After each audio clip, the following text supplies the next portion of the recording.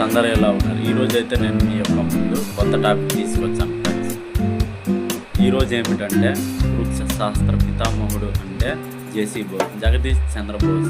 అతని యొక్క పరిశోధనలు ఎన్నో చేశారు, మరియు మొక్కల మీద కూడా పరిశోధన చేశారు, మరియు ప్లాంట్స్ యొక్క లైఫ్ స్టైల్ ఎలా ఉందో స్టడీ చేశారు ఫ్రెండ్స్. మరియు అతను జన్మించి వెస్ట్ బెంగాల్లో జన్మించారు ఫ్రెండ్స్. 1858లో జన్మించారు, మరియు కోల్కతా రెసిడెన్షియల్ కాలేజ్లో లెక్చరర్గా కూడా పనిచేశారు. ఈ యొక్క వీడియో తప్పక చూడండి ఫ్రెండ్స్.